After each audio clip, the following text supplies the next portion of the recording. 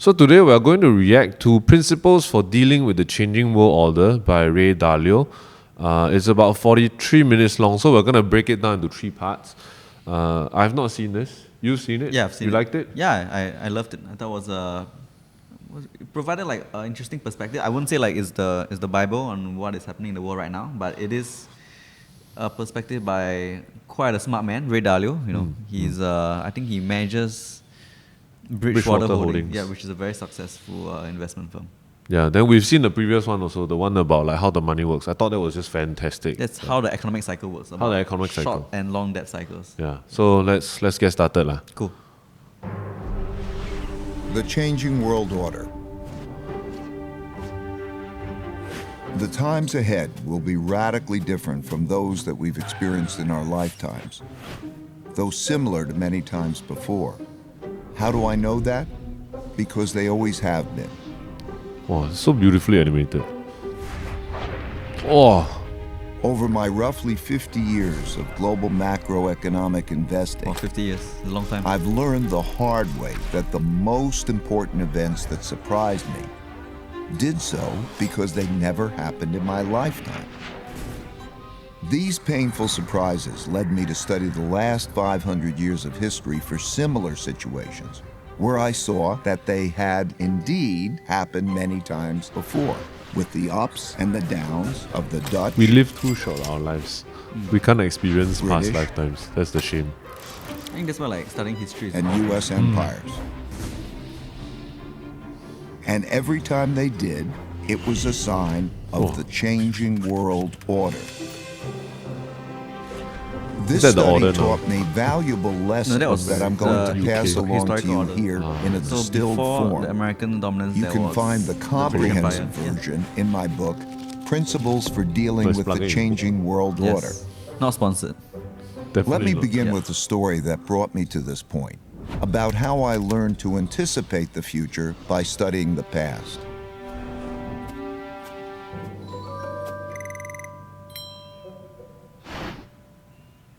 Oh, so good. I think you appreciate it a lot more It's than fantastic. In 1971, when I was a young clerk on the floor that of the actually New him? York Stock Yeah. Exchange, the United States ran out of money and defaulted on its debts. That's right, the U.S. ran out of money. How? Well, back then, gold was the money used in transactions between countries. Paper money, like the dollar, was like checks in a checkbook in that it had no value other than it could be exchanged for gold, which was the real money. At the time, the United States was spending a lot more money than it was earning by writing a lot more of these paper money checks than it had gold in the bank to exchange for them. As people turned these checks into the bank for gold money, the amount of gold in the U.S. started to dwindle. It soon became obvious that the U.S. couldn't keep its promises for all the existing paper money, so people holding dollars rushed to exchange them before the gold ran out. Recognizing that the U.S. was going to run out of real money, on Sunday evening, August 15th, President Nixon went on television to tell the world that the U.S. was breaking its promise to let people exchange their dollars for gold. Of course, he didn't say it that way. He said it more diplomatically, without making it clear that the United States was defaulting. The strength of a nation's currency is based on the strength of that nation's economy. And the American economy is by far the strongest in the world. Accordingly, I have directed the Secretary of the Treasury to take the action necessary to defend the dollar against the speculators. I have directed Secretary Connally to suspend temporarily the convertibility of the dollar into gold or other reserve assets, except in amounts and conditions determined to be in the interest of monetary stability and in the best interest of the United States. That's a better sell. I watched in awe, realizing that money as And we we're breaking the understood it promise. was Aha. ending. What a crisis. I expected the stock market to plunge the next day, so I got on the exchange floor early to prepare. When the opening bell rang, pandemonium broke out, but not the kind I expected. The market was up, way up, and went on to rise nearly 25%. That surprised me In a day? because I never experienced a Over that currency time. devaluation before. Several months. When I dug into history, I discovered that the exact same thing happened in 1933 and had the exact same effect. Then, paper dollars were also linked to gold, which the U.S. was running out of because it was spending more paper money checks than it had gold to exchange for them. And President Roosevelt announced on the radio that he would break the country's promise to exchange dollars for gold. It was then that I issued the proclamation providing for the National Bank holiday. And this was the first step in the government's reconstruction of our financial and economic fabric. The second step, last Thursday, was the legislation promptly and patriotically passed by the Congress, confirming my proclamation and broadening my powers so that it became possible, in view of the requirement of time, to extend the holiday and lift the ban of that holiday gradually The holiday. in the days to He come. looks tired. This law also gave authority to develop a program of rehabilitation. In both cases, breaking the link to gold allowed the U.S. to continue spending more than it earned, simply by printing more paper dollars. True debt, is it? Since Or there was an credit? increase in the number of dollars without an increase in the country's wealth, the value of each dollar fell. As these new dollars entered the market, without a corresponding increase in productivity, they went to buy lots of stocks, gold, and commodities, and hence caused their prices to rise. As I studied more history, I saw that the exact same thing happened many, many times before. I saw that since the beginning of time, when governments spent much more than they took in taxes, and conditions got bad, That was France. This UK. they ran out of money and they needed more. So they printed more, a lot more, which made its value fall and made the prices of most everything, including stocks, gold, and commodities, rise. That's when I first learned the principle that when central banks print a lot of money to relieve a crisis, buy stocks, gold, and commodities, because their value will rise and the value of paper money will fall. This printing of money is also what happened in 2008 to relieve the mortgage-driven debt crisis, and in 2020 to relieve the pandemic-driven economic crisis, and it almost certainly will happen in the future. So I suggest that you keep this principle But you in must buy mind. beforehand. These experiences During- gave me another principle, as it- which is Best is to understand what is coming at you, you need to understand what happened before you. That principle led me to study how the Roaring Twenties bubble turned into the 1930s depression, which gave me the lessons that allowed me to anticipate and profit from the 2007 bubble, turning into the 2008 bust. All these experiences led me to develop an almost instinctual urge to look to the past for similar situations, to learn how to handle the future well. The slope's Changing always more orders. higher. Because more people, more money in circulation. More productivity. Is it? In general, but not maybe not per capita, but in general, yeah, I think the economy grew.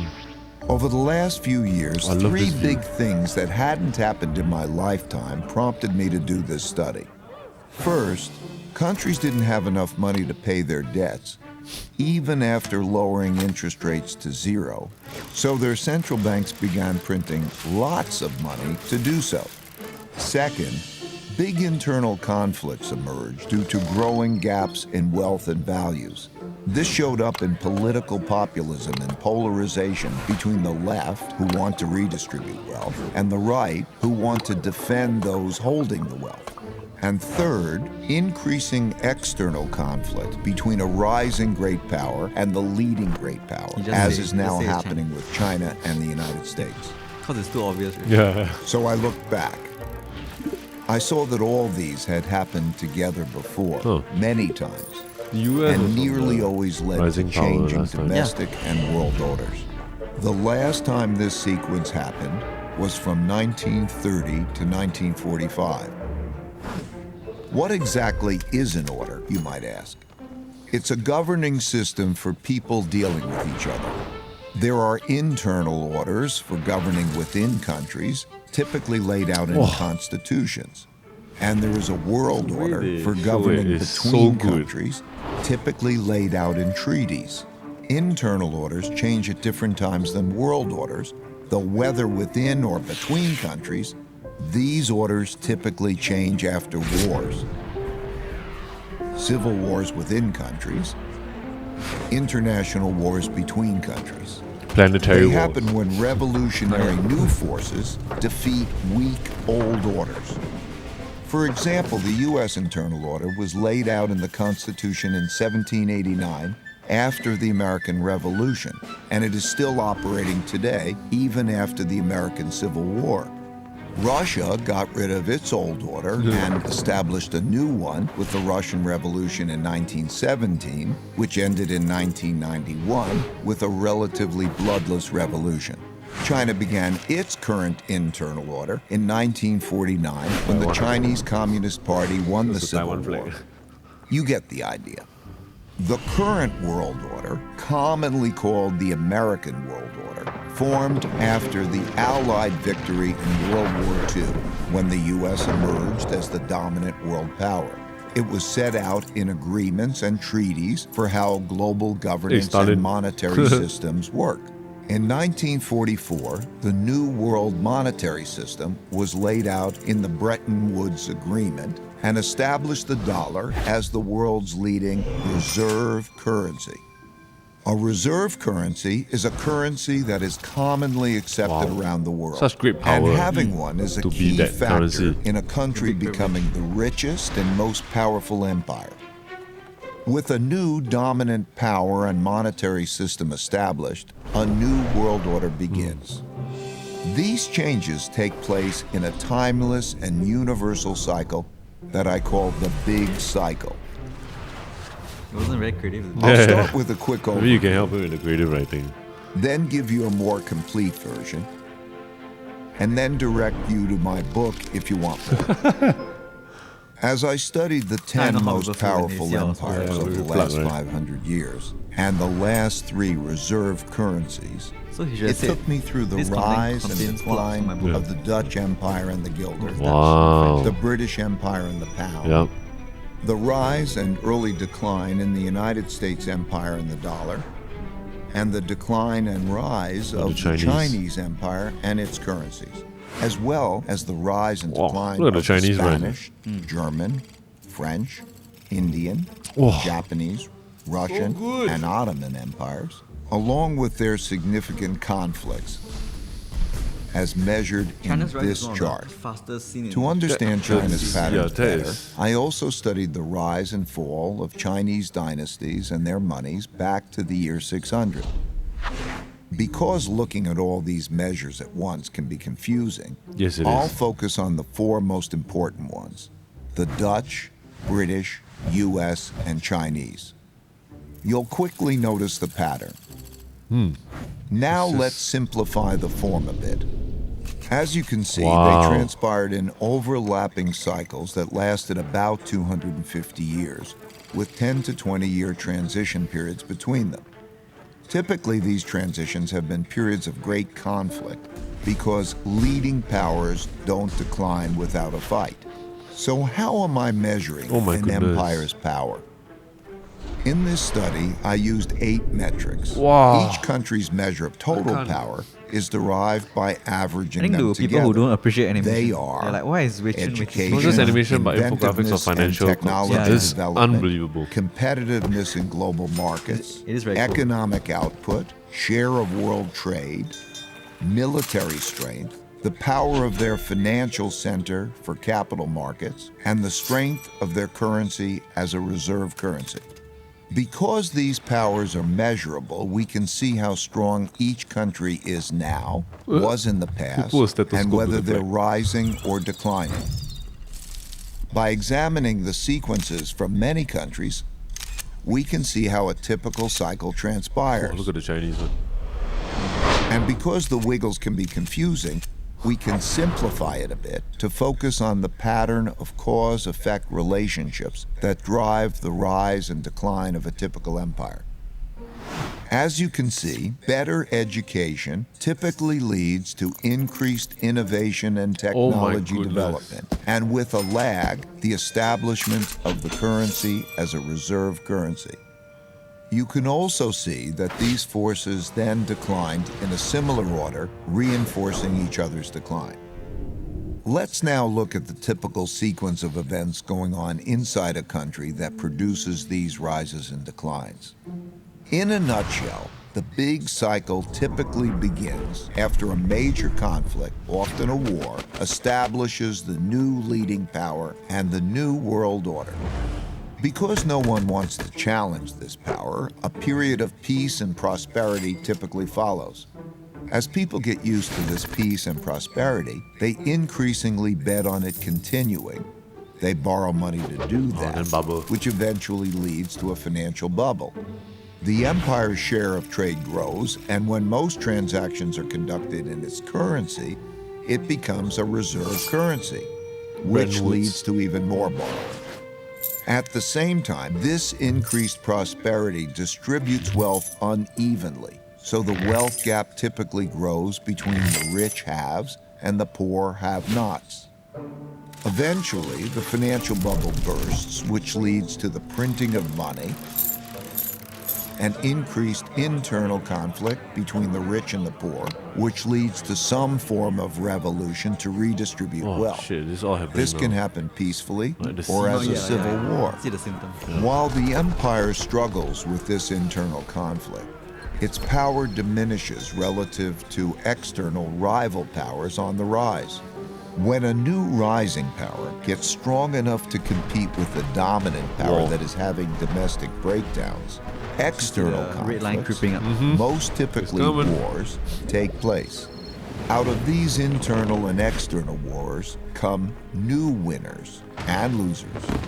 Then the winners get together to create the new world order, and the cycle begins again. I think we stop here. Wow, that was really good. First time I gotta get this out off my plate. I just really am blown away. As somebody who, we professionally for our job, we take financial concepts and we represent it with comics and articles and make things easy. This was fucking amazing. Wow. In terms of that kind of translation of complicated things into simple things. But actually, honestly, I also felt like I was a little bit lost, especially when it came to I think I was lost during the gold part. Sure.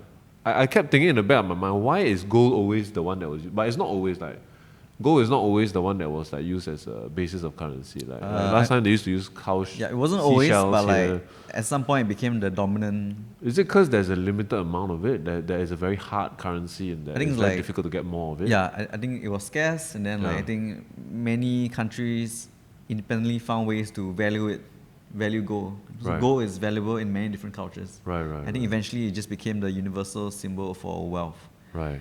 I especially loved all the part where they were, simplifying all the graphs of the different. They did it on 2 counts. One was the different countries. Then they also did it for different aspects like education, military, economy, and stuff like that. But I also wondered, in the attempt of simplifying it, how much nuance is lost? Because I'm sure, and I'm not criticizing this thing at all for being too simple, because it's necessary to be simple for us to idiots like me to understand. To access it, right? Yeah. So, do you feel like there was some stuff that was too simple? Or? Definitely, if he's looking back to the Chinese Empire in 600, so much has happened since then. There's population has changed, the climate has changed, and then maybe even cultures, a whole bunch of different stuff has changed. Right. So certainly there will be nuance lost, but at the same time, I do think there are very important lessons that we can learn from history. And even though the planet has changed, I think human nature has not changed as much in the times leading from the year 600 until now. Because many stories you hear, whether it's from the Bible. I'm not Christian, just gonna from the Bible, or some ancient Chinese poem, it still resonate with us today. Which goes to show that some ways of thinking still remain very relevant today. I also think like the matter of time also is a lot of it is elusive to us because we don't have chronological perspective because our lifetimes are so short. Because we only live for last time it was even shorter lah. I mean now we are living like there are more and more people living to 100 and onwards. So I think really perhaps one of the most important factors that I've come to find again and again in all aspects, when it comes to compounding interest, when it comes to long-term thinking, it comes down to time. The idea also of lengthening, we can't lengthen our mortality, at least not in this lifetime.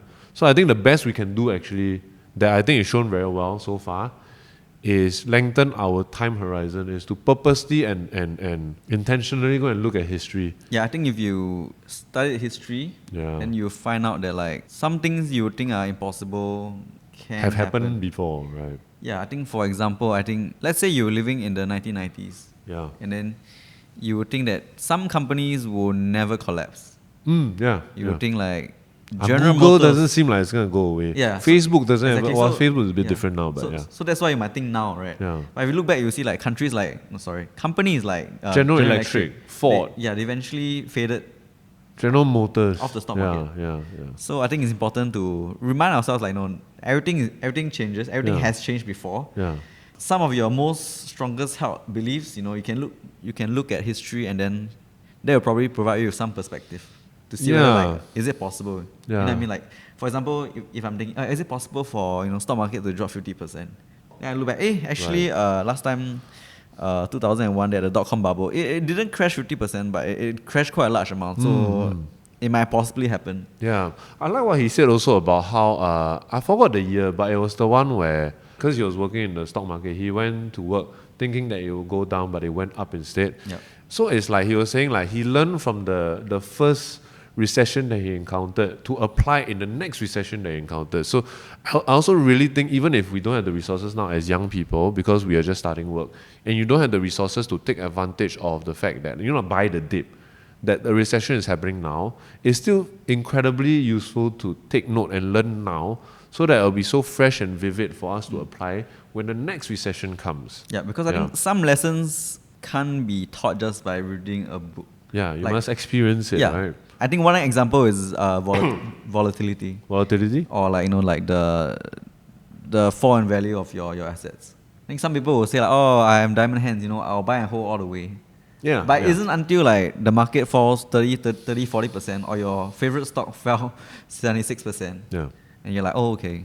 Your diamond hand really is put to the test. You'll be tested. Oh my God. Can withstand that pressure or is it truly diamond? Yeah, and the next time, another crisis comes, Yeah. then you will be more equipped to deal with No, it. but I know this. I've seen it before. Yeah. Right? I felt these feelings I've before. experienced it. Yeah, So I think it's important to observe, and maybe even it's good that if you even invested before this period. Yeah. So during the next cycle, you'll know like, oh, okay, I kena this before. Yeah. As long as I do something, Yeah. I mean, there are some principles I can live by to Yeah. ride through this as well. Yeah, I say this because we get a lot of messages saying like, hey, like, I'm trying my best, but I don't have a lot of liquid money or a lot of ammunition to fire and buy the dip now. And don't worry lah. I think the lessons that you learn will be more invaluable and will hold you very well when the next one comes. Yeah. And it will come. And to be like slightly more morbid. Yeah. I mean, Morbid. we are millennials. Yeah. And our parents, they don't have much more time Yeah. on the earth. Time again, that Yeah. resource, right? So it is possible that there will be like some sort of like generational transfer where the older generation passes wealth to the younger generation, not necessarily through inheritance. Yeah. Although that's Yeah. the reason why people like to focus on, but Yeah. also stuff like taking over businesses, the selling of assets. So yeah, I think all these are important to. I mean, I hope it gives people some optimism. Yeah. What I also enjoy was the two lines coming together. I know it's completely simplified and but really the narratives. Which two lines? The American line going down and the Chinese line going Okay, up. I just want to clarify that. Yeah. Right? So the Chinese line going up also, of course, there's a lot of nuance because I mean China now, in terms of economy and situation, just right now is not doing too well also because they're still off of coming off the heels of that huge Evergrande collapse, right? So They have COVID also. have COVID also. Then Shanghai was experiencing very bad lockdowns, like very dire lockdowns, like bad for business, that kind. So, but certainly the narrative, especially when he was talking about how rising inequality between the haves and the have-nots, and then how that leads to internal civil arguments, I actually do feel like, from my very ignorant point of view, is happening in the West, like in America certainly. Because America, if you just go back like 5-10 years ago, my perception of America was this amazing place where you went to have your dreams fulfilled, to do the things you always want to do. But then now also I think about America, I think about the shootings, I think about the divisive culture, Inequality. among the left and the right, Yep. the inequality as well, and it's like, it has changed a lot, in 5 years. I think like the video doesn't show that The nuance? that in some ways China benefited from the decline of some aspects of American society. Yeah. For example, I think one classic example is factory workers in America. A lot of the jobs in manufacturing went to China, and that's why some globalization did cause this inequality, which caused China to go up. I see, So it's not necessarily like it's not always like internal problems. it's also external it's reasons, also right? external reasons why a country might decline. I see. I remember Trump talking about that, like we gotta bring our jobs back to America, which Yep. leads to then protectionism, right? Like Yep. people wanting to keep their economies and their workforce more insular. And that's actually pretty worrying for For Singapore. Yeah. I think when it comes to globalization, we are one of the countries that have most benefited from it. Yeah. Like I think my dad, as a polytechnic grad, he went to learn how American company did their stuff so that they could bring jobs over. This was back in the 80s or early That's 90s. incredible in the 80s. It's such Yeah. a flex to say, yeah, go overseas, Yeah. like to learn this kind of things. I mean, he was always very big on upscaling. Right, And right. he was only a technician then, lah. But Right, I mean, right, it's still something. It's like the OG work salary, man. So if I think about that, that's actually like Singapore taking away some jobs from yeah, America. true, yes. Yeah. And it's important to realize that Singaporeans have some part to play in rising inequality in America, because a lot of Wow. jobs did come here. Say and do like that. No, and it's not a nice thing to say, but I think But it's a win-win for them also, right? In this kind of situation. it's a win-win for American business owners who reduce the cost of labor. But not the Yeah, employees. it's win-win for consumers who now get cheaper stuff, because back Right. then Singapore labor cheaper. was cheaper, right? Yep. But it's a loss for the people who lost their jobs. Right. And now with this historical perspective, Yeah. I feel like it's important for Singaporeans to realize like, okay, this thing happened to America, Yeah. it could happen to us. Yeah. Who are the people that we are competing with to retain our jobs? Right. In the same way, Singapore took American jobs away. I'm not going to say stole. I mean, I did say just now, but I regretted saying that. But some other countries, It's displacement, lah, right? yeah, I mean, the jobs might go to other countries. Yeah, It yeah. could be Philippines, Yeah. could be Vietnam. Yeah. It could be Thailand, it could be Malaysia.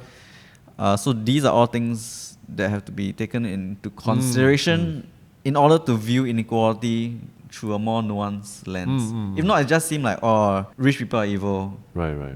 poor people are the victims. Like no one benefited from this thing. But actually, people did benefit, even though the outcome is unpleasant. Yeah. Some people enjoyed Of course. some things. Yes, definitely. Yeah. Because also as consumers, which we all are, rich or poor, we're all consumers. It also allowed for some things to happen at a more affordable cost, or at a Yep. better scale, Yep. or at a better rate, or even for some things to be even available in your country. Exactly. Yeah. So the difficult thing I find hard to reconcile with is like Yeah. I would like for American society to be more equal, Yeah. but I am concerned about how it will affect Singapore. Yeah. Because I'm Singaporean, right? Yeah, of course. So I'll guard my own interests. Yeah. And even though we are not probably, I say we, I'm not Singaporean, but I live and work in Singapore and I have my life here. Even though we probably won't have a very small part to play in the establishment of this new world order, the waves of whatever conflict that might come will affect Singapore greatly. In the middle of East and West, right? Exactly. Yeah. You remember we're looking at all those lines of the empires. Yeah. I was thinking like, wow, where does Singapore even fit in all this? Like, we were never even a major global power.